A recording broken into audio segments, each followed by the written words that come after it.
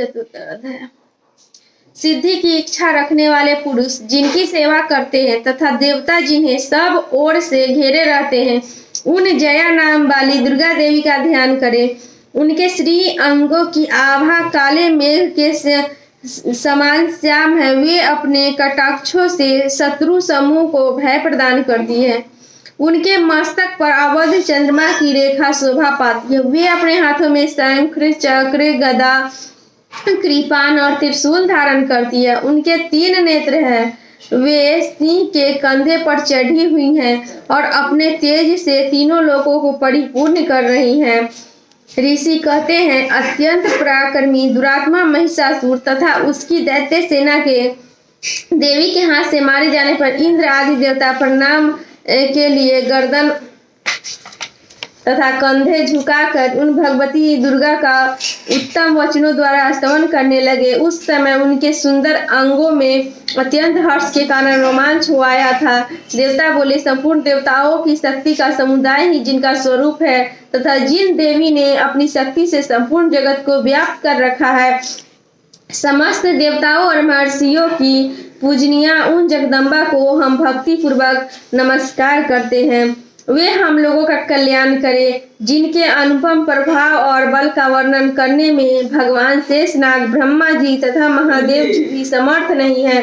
वे भगवती चंडी का संपूर्ण जगत का पालन एवं अशुभ भय का नाश करने का विचार करें। जो पुण्यात्माओं घरों में स्वयं ही लक्ष्मी रूप से, पापियों के यहाँ दरिद्रता रूप से, शुद्ध अंतःकरण वाले पुरुषों के हृदय में बुद्धि रूप से, सत्य पुरुषों में श्रद्धा रूप से तथा कुलीन मनुष्य में लज्जा रूप से निवास करती हैं, उन आप भगवती दुर्गा को हम नमस्कार करते हैं। देवी, आप संपूर्ण विश्व का पालन कीजिए। देवी, आपके इस अचिंत्य रूप का असुरों का नाश करने वाली भारी पराक्रम तथा समस्त देवताओं और दैत्यों के समक्ष युद्ध में प्रकट किए हुए आपके अद्भुत चरित्रों का हम किस प्रकार वर्णन करें। आप संपूर्ण जगत की उत्पत्ति में कारण है। आप में सत्वगुण, रजोगुण और तमोगुण, ये तीनों गुण मौजूद है, तो भी दोषों के साथ आपका संसर्ग नहीं जान पड़ता। भगवान विष्णु और महादेव जी आदि देवता भी आपका पार नहीं पाते। आप ही सबका आश्रय हैं। यह समस्त जगत आपका अंशभूत है, क्योंकि आप सबकी आदि भूत है, अव्यक्ता है, प्रकृति है। देवी, संपूर्ण यज्ञों में जिसके उच्चारण से सब देवता तृप्ति लाभ करते हैं, वह स्वः आप ही हैं। इसके अतिरिक्त आप पितरों की भी तृप्ति का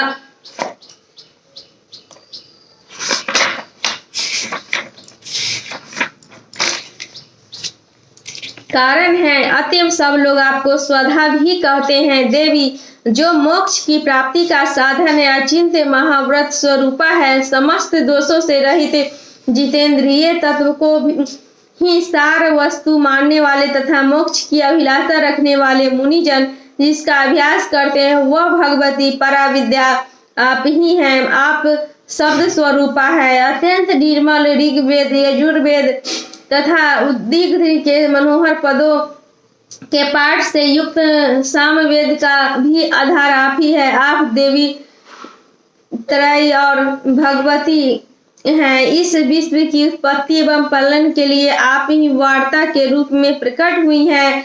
आप संपूर्ण जगत की घोर पीड़ा का नाश करने वाली है। देवी, जिससे समस्त शास्त्रों के सार का ज्ञान होता है, वह मेधा शक्ति आप ही है। दुर्गम भव सागर से पार उतरने वाली नौका रूप दुर्गा देवी भी आप ही हैं। आप की कहीं भी आसक्ति नहीं है। कैडव के शत्रु भगवान विष्णु के वक्षस्थल से एकमात्र निवास करने वाली भगवती लक्ष्मी तथा भगवान चंद्रशेखर द्वारा सम्मानित गौरी देवी भी आप ही हैं। आपका मुख मंद मुस्कान से सुशोभित, निर्मल, पूर्ण चंद्रमा के बिंब का अनुकरण करने वाला और उत्तम सुवर्ण की मनोहर कांति से कामनीय है। तो भी उसे देखकर महिषासुर को क्रोध हुआ और सहसा उसने उस पर प्रहार किया। यह बड़े आश्चर्य की बात है। देवी, वही मुख जब क्रोध से युक्त होने पर उदय काल के चंद्रमा की भांति लाल और तनी हुई भौं के कारण विकराल हो उठा, तब उसे देखकर जो महिषासुर के प्राण तुरंत ही निकल गए। यह उससे भी बढ़कर आश्चर्य की बात है कि क्योंकि क्रोध में भरे हुए यमराज को देखकर भला कौन जीवित रह सकता है। देवी आप प्रसन्न हो। परमात्मा स्वरूपा आपके प्रसन्न होने पर जगत का अभ्युदय होता है और क्रोध में भर जाने पर आप तत्काल ही कितने कुलों का सर्वनाश कर डालती हैं। यह बात अभी अनुभव में आई है क्योंकि महिषासुर यह विशाल सेना क्षण भर में आपके कोप से नष्ट हो गई है। सदा अभ्युदय प्रदान करने वाली आप जिन पर प्रसन्न रहती है वे ही देश में सम्मानित है। उन्हीं को धन और यश की प्राप्ति होती है। उन्हीं का धर्म कभी स्थिर नहीं होता तथा वे ही अपने हृष्ट पुष्ट स्त्री पुत्र और भृत्यों के साथ धन्य माने जाते हैं। देवी आपकी कृपा से पुण्यात्मा पुरुष प्रतिदिन अत्यंत श्रद्धा पूर्वक सदा सब प्रकार के धर्मानुकूल कर्म करता है और उसके प्रभाव से स्वर्गलोक में जाता है। इसलिए आप तीनों लोकों में निश्चय ही मनोवांछित फल देने वाली है। माँ दुर्गे आप स्मरण करने पर सब प्राणियों का भय हर लेती है और स्वस्थ पुरुषों द्वारा चिंतन करने पर उन्हें परम कल्याणमयी बुद्धि प्रदान करती है। दुख दरिद्रता और भय हरने वाली देवी आपके सिवा दूसरी कौन है जिसका चित्त सब का उपकार करने के लिए सदा ही दयाद्र रहता हो। देवी इन राक्षसों के मारने से संसार को सुख मिले तथा ये राक्षस चिरकाल तक नरक में रहने के लिए भले ही पाप करते रहे हो, इस समय संग्राम में मृत्यु को प्राप्त होकर स्वर्गलोक में जाएं। निश्चय ही यही सोचकर आप शत्रुओं का वध करती है। आप शत्रुओं पर शस्त्रों का प्रहार क्यों करती है? समस्त अस्त्रों की दृष्टिपात मात्र से ही भस्म क्यों नहीं कर देती? इसमें एक रहस्य है। ये शत्रु भी हमारे शस्त्रों से पवित्र होकर उत्तम लोकों में जाए, इस प्रकार उनके प्रति भी आपका विचार अत्यंत उत्तम है। खड्ग के तेज पुंज की भयंकर दीप्ति से तथा आपके त्रिशूल के अग्रभाग की घनीभूत प्रभा से चौंधिया कर जो असुरों की आंखें फूट नहीं गई, उसमें कारण यही था कि वे मनोहर रश्मियों से युक्त चंद्रमा के समान आनंद प्रदान करने वाले आपके सुंदर मुख का दर्शन करते थे। देवी आपका शील दुराचारियों के लिए बुरे बर्ताव को दूर करने वाला है। साथ ही यह रूप ऐसा है जो कभी चिंतन में भी नहीं आ सकता है, जिसकी कभी दूसरों से तुलना भी नहीं हो सकती तथा आपका बल और पराक्रम तो उन दैत्यों का भी नाश करने वाला है जो कभी देवताओं को पराक्रम को भी नष्ट कर चुके थे। इस प्रकार आपने शत्रुओं पर भी अपनी दया ही प्रकट की है। वरदायिनी देवी आपके इस पराक्रम की किसके साथ तुलना हो सकती है तथा शत्रुओं का भय देने वाला एवं अत्यंत मनोहर ऐसा रूप भी आपके सिवा और कहाँ है? हृदय में कृपा और युद्ध में निष्ठुरता, ये दोनों बातें तीनों लोकों के भीतर केवल आप में ही देखी गई है। माता आपने शत्रुओं का नाश करके इस समस्त त्रिलोक की रक्षा की है। उन शत्रुओं को भी युद्ध भूमि में मारकर स्वर्गलोक में पहुंचाया है तथा उन्मत्त दैत्यों से प्राप्त होने वाले हम लोगों के भय को भी दूर किया है। आपको हमारा नमस्कार है। देवी आप शूल से हमारी रक्षा करें। अंबिके आप खड्ग से भी हमारी रक्षा करें तथा घंटा की ध्वनि और धनुष की टंकार से भी हम लोगों की रक्षा करें। चंड के पूर्व पश्चिम और दक्षिण दिशा में आप हमारी रक्षा करें तथा ईश्वरी अपने त्रिशूल को घुमाकर आप उत्तर दिशा में हमारी रक्षा करें। तीनों लोकों में आपके जो परम सुंदर एवं अत्यंत भयंकर रूप विचरते रहते हैं उनके द्वारा भी आप हमारी तथा इस भूलोक की रक्षा करें।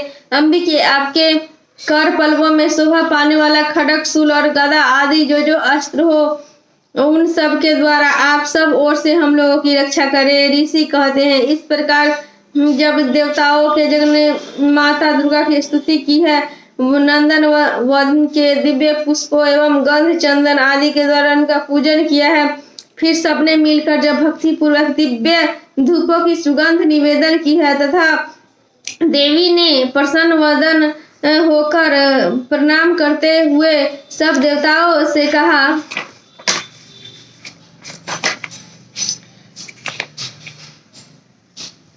देवी बोली देवताओं तुम सब लोग मुझसे जिस वस्तु की अभिलाषा रखते हो उसे मांगो। देवता बोले भगवती ने हमारी सब इच्छा पूर्ण कर दी।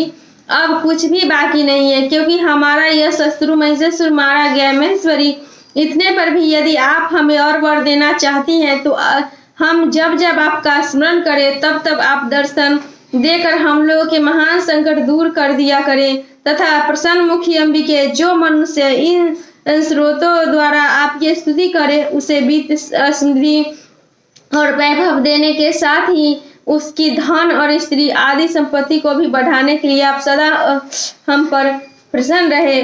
ऋषि कहते हैं, राजन, देवताओं ने जब अपने तथा जगत के कल्याण के लिए भद्रकाली को इस प्रकार प्रसन्न किया, तब वे तथास्तु कहकर वहीं अंतर्ध्यान हो गई। भूपाल, इस प्रकार वह पूर्व काल में तीनों लोकों का हित चाहने वाली देवी जिस प्रकार देवताओं के शरीर से प्रकट हुई थी, वह सब कथा मैंने कह सुनाई।